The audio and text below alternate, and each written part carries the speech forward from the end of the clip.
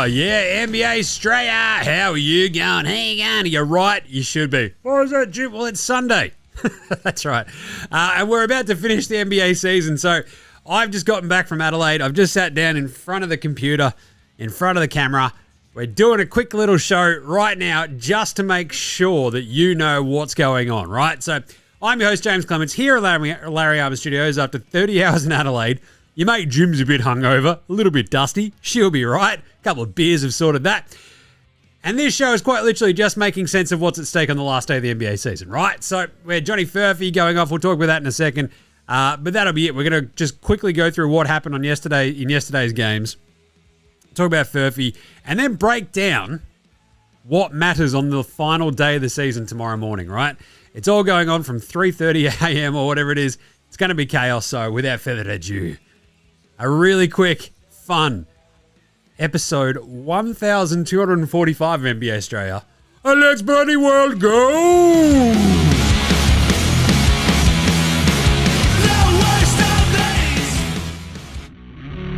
This is Josh Giddey. G'day, this is Andrew Gaze. This is Jack White. This is Joe Ingles. This is Dyson Daniels. This is Chris Anstey. This is Matthew Delvedova. This is Shane Hill. Hi, this is Ryan Brockoff. This is Mitch Creek. This is Nick Kay. You're listening to NBA Australia. And you're listening to NBA Australia. And you're listening to NBA Straya. And you're listening to NBA Straya. You're listening to NBA Straya. And you're listening to NBA Straya. You're listening to NBA Australia. And you're listening to NBA Straya.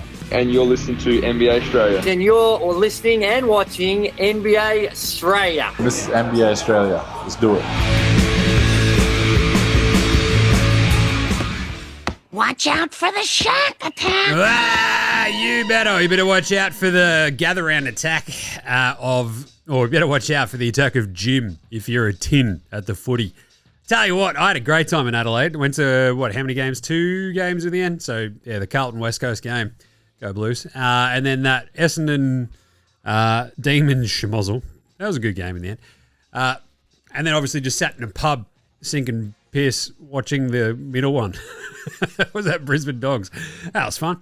Anyway, what happened in the basketball yesterday, though, was also pretty fun. So I'm sitting there. I drained the shit out of the battery on my fucking phone. It was just trying to keep up. Anyway, there were games that mattered yesterday. You had the Clippers winning to give themselves a bit of a hint. They beat the Kings 101-100. The Warriors smashed the Blazers. That was also important. The Nuggets beat the Grizzlies. That was big, 117-109. The Wolves took care of the Nets, 117-91. The Mavs beat the Raptors, giving them still a chance at the 9-10, the 9 in the 9-10 matchup. The Bulls killed the Wizards. Cavs, that's right, Cleveland beat the Knicks, and the Pacers lost to the Magic. So basically, the Pacers and the Knicks were just like, whatever. And the big one was obviously the Bucks beating Detroit, essentially locking away where they were. So how it all stands because of all that is that the East is locked in, and we'll talk about that in a second. And the West, essentially 4 through 7 is still chaos. 4 through 8, really. Everything sort of hinges on stuff. And 9-10 is a little bit still up in the air as well. But before we get into that, how about a massive, massive shout for our man, Johnny Froths. Oh, Johnny Tins Furphy. 17 points, 6 rebounds, 3 assists and a steal, and 8 absolutely marvellous. That's right, it's marvellous. M-A-V-E-L-L-O-U-S. Yes, it's marvellous. That was an amazing dunk. Baptizing motherfuckers. That was sick. Great job. Johnny Furphy shoots 6 of 10 from the floor. He plays 32 minutes, a career high, 17 points, a career high. He was awesome. So that was very good. I was excited by that. On your Furfs. Gid's got the night off. He's got an illness, apparently. The big one, I guess, from an Aussie point of view, still outstanding, is Dyson Daniels and his run, basically to just keep kicking ass, taking names, and getting this steals title. If he plays, we'll see what happens, because he's currently on, for the season, a total of 229 steals. God, that's amazing. He got another 3 the other day. Let's see how he goes. 229 is just, they're absurd numbers, right? Absolutely absurd. And as we said the other day, he's now gone past Allen Iverson as having the most amount of steals this bloody century. And with 229, he's only 2 behind my beloved Gary Payton who did that in 95-96. And also, that's right, won Defensive Player of the Year because that's an amazingly large amount of steals. So that's pretty cool. I absolutely love this. I'm excited. 229. Let's go, Dyson. Keep crushing it. We don't know if he's actually going to play tomorrow, but fingers crossed he does. So, right, that's enough of that. The games yesterday were pretty crazy. It was pretty, like, the Pistons losing and then the Pacers and the Knicks sort of going, it just sort of like put a bit of a fizzer in the East. But as the East stands in, it's all locked in.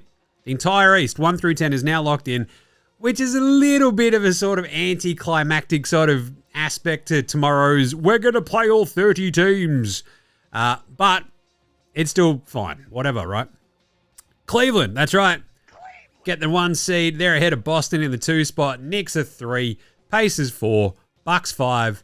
6 is the Pistons. Love that. 7 is Orlando. 8 Hawks. 9, 10 is Chicago, Miami. So the matchups at the moment would be Cavs versus whoever wins the 8, 9, 10 play-in.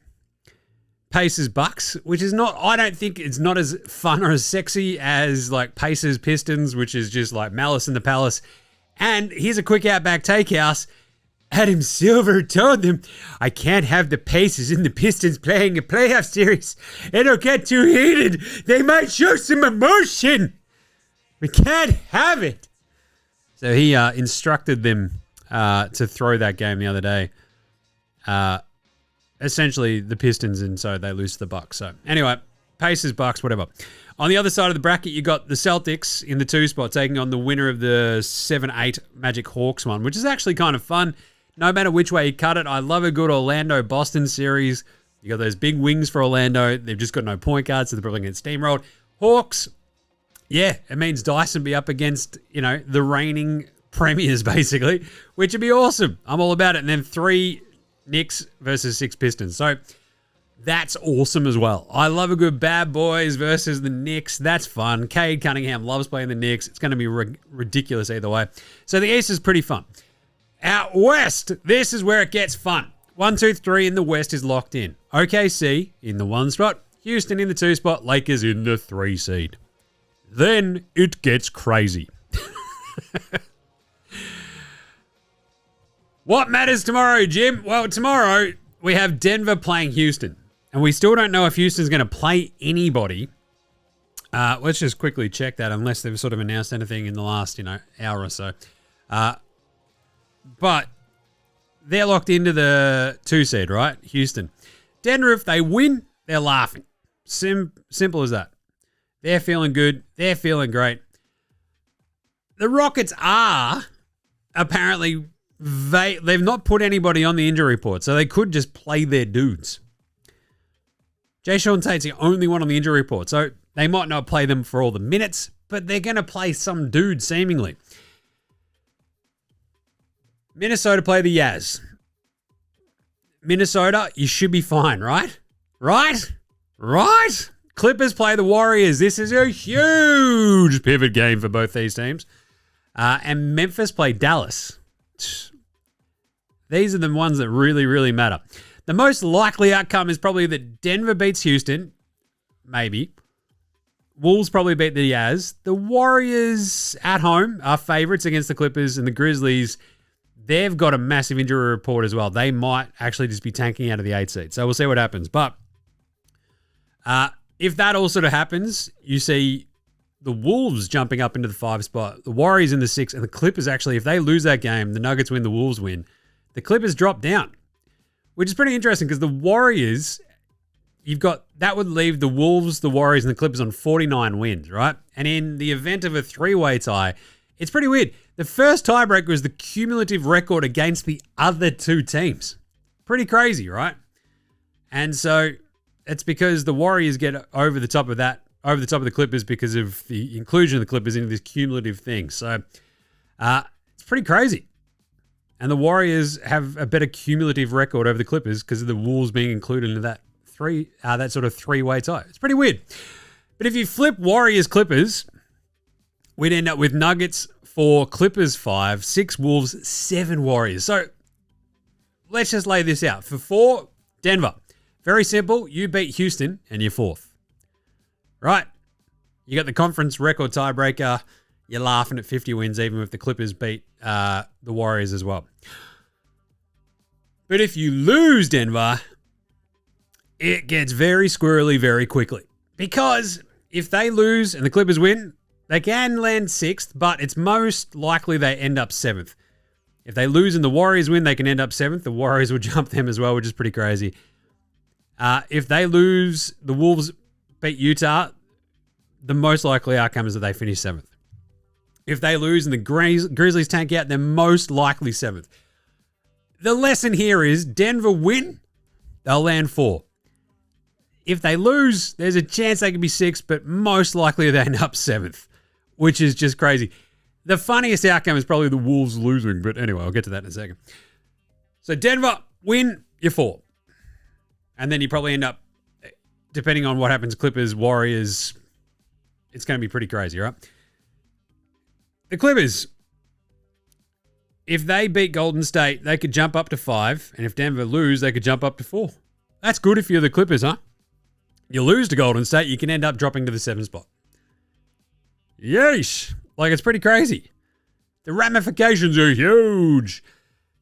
I still reckon Clippers, Denver is a pretty interesting outcome.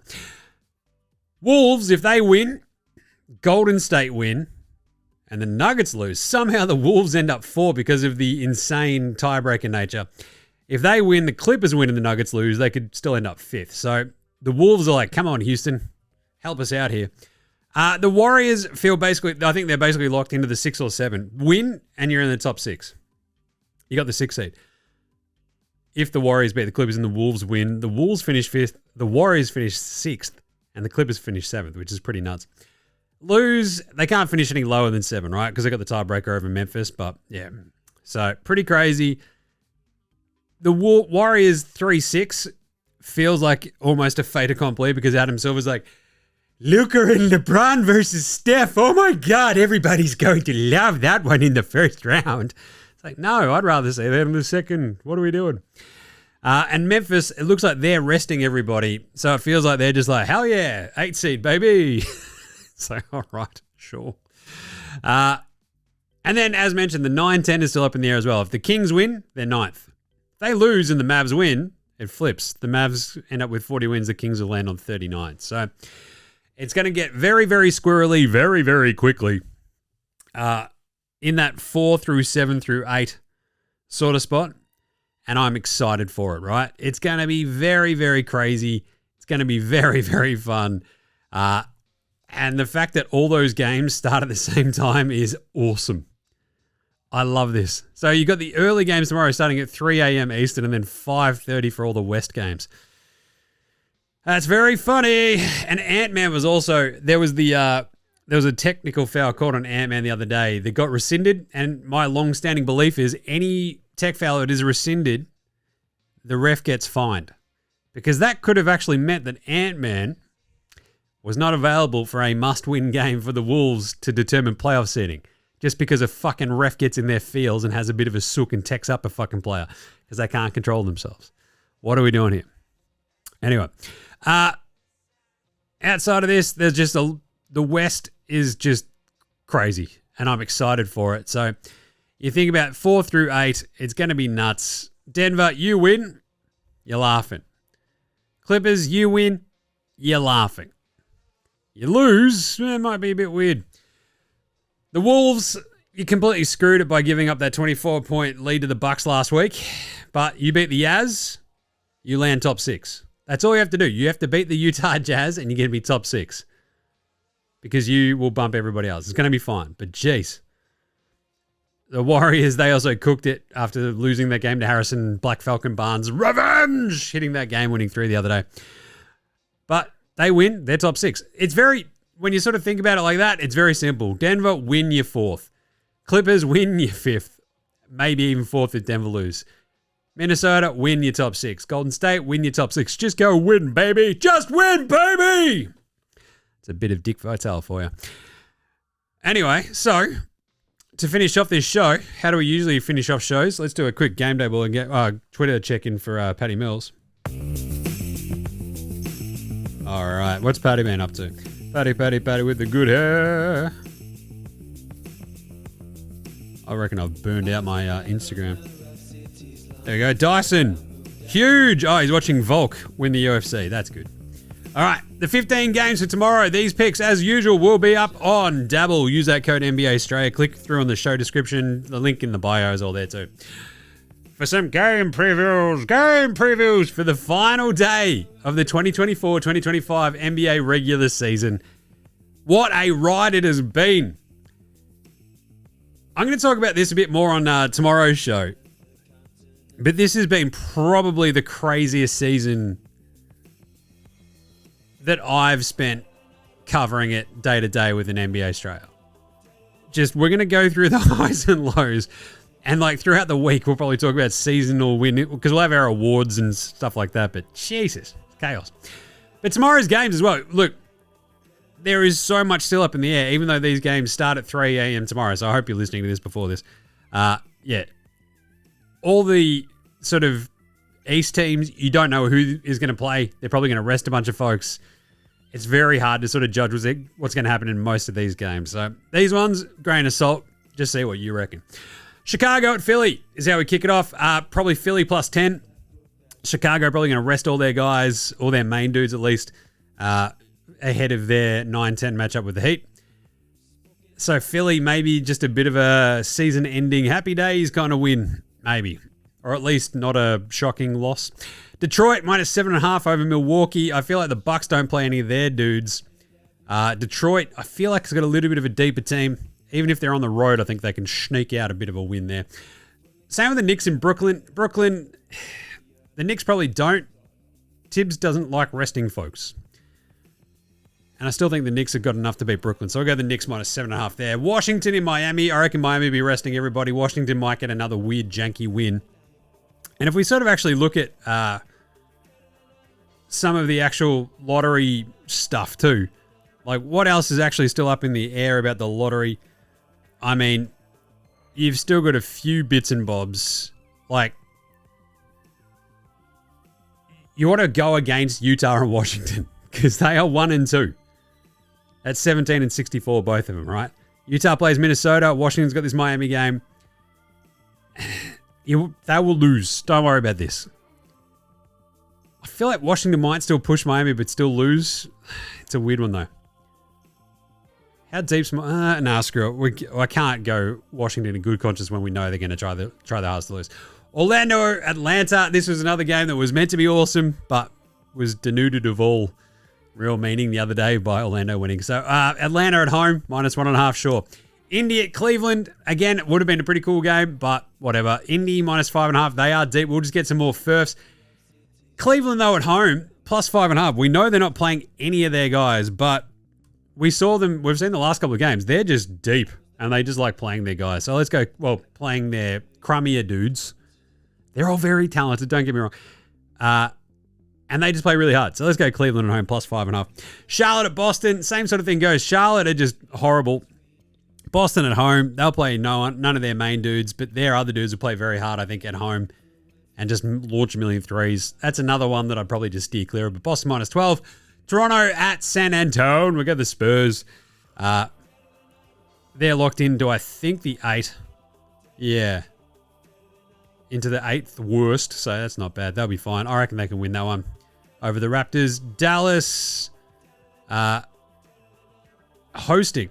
No, they're going to Memphis. This is the big one, right? So Dallas, I think they win this one over Memphis. Memphis doesn't look like they're going to play anybody. I'm going to go Dallas plus 2.5. I think they'll go out there, go, right, we'll give ourselves a bit of a chance to like host the 9-10 playing game and give ourselves a shot of winning through and playing for the 8 seed. So let's go Dallas. I think Memphis, they've literally listed most of their dudes as doubtful. So Phoenix, Sacramento. I think the Kings get the win there. They'll be trying their absolute hardest because remember, they've got to win. If Dallas wins and Sacramento lose, that 9-10 can switch. So I think the Kings try to kill Phoenix, and I think they've just 1-2-3 Cancuned. We have Utah at Minnesota. Yeah, pour one out for Utah. Minus 23. The Wolves, how much are they going to kill them? By a lot. Denver at Houston. I want to take Houston plus 9.5 because I think they'll play a bunch of their guys, but I feel like they might just get run down in the end. And I think Denver end up winning it kind of handily. 9.5 on the road, though, is a bit much. Maybe, though, they just come out and go, we cannot lose. We need to make sure we beat this Houston team. That's Nick Learich. But look, Houston with no one on the injury list, we might go Houston plus 9.5. OKC at New Orleans. OKC is just stupid deep. I think they still get another win there too. Even though they're minus 12, even if they play just all their bench, they'll be fine. They're so good. Lakers, Portland, both teams have just given up. You should see the injury list for this game. Portland's insane. They're not playing anybody. The Lakers the exact same way.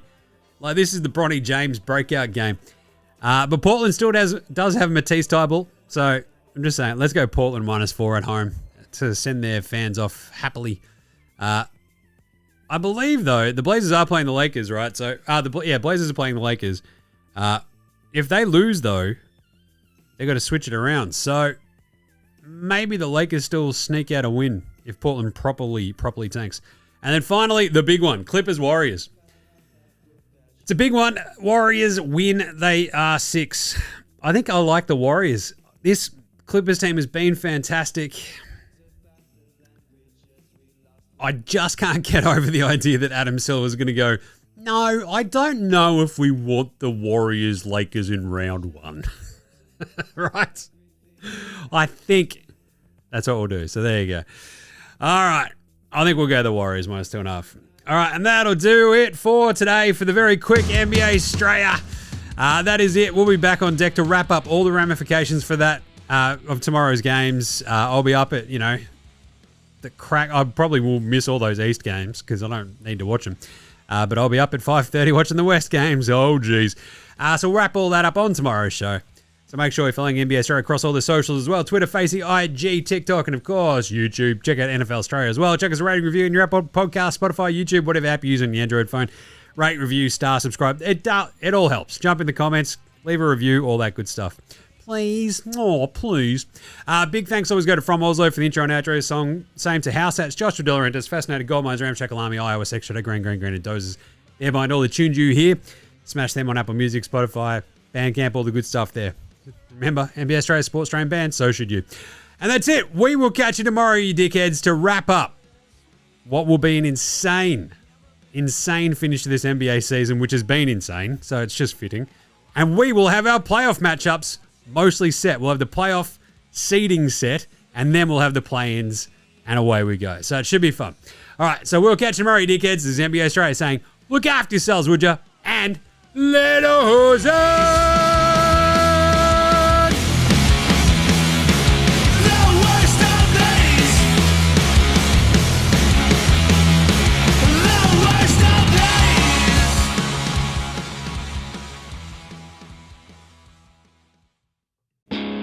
G'day, legends. Your mate Jim from NBA Straya here. That's right, I'm doing a thing at the end of the show.